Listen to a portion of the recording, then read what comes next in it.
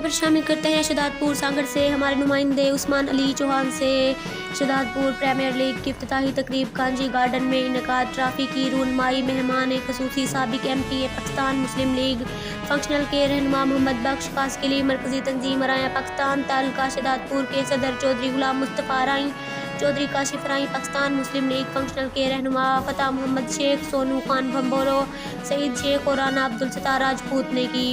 इस मौका पर खिताब करते हुए रहनुमाओं ने कहा कि शहदादपुर में क्रिकेट को जिंदा रखने वाले नौजवान सरदार फैसल गुल राई की खिदमत को सराहते हैं, जो क्रिकेट ग्राउंड में मुख्तलिफ खेलों के मुकाबले मुनक़िद करके नौजवानों को सेहतमंद सरगर्मियों में हिस्सा बनाए हुए हैं। जबकि इसके साथ साथ हम तमाम खिलाड़ियों के लिए हर मुमकिन ताउन जारी रखेंगे ताकि खेलों की सरगर्मियों में इजाफा हो सके। इस मौका पर शहदादपुर प्रीमियर लीग इंतज़ामिया की जानिब से तशरीफ़ लाए हुए हैं मेहमानों और स्पॉन्सर्स को सिंधी सकाफ़त की पहचान सिंधी अजरक पहनाकर इस्तकबाल भी किया गया।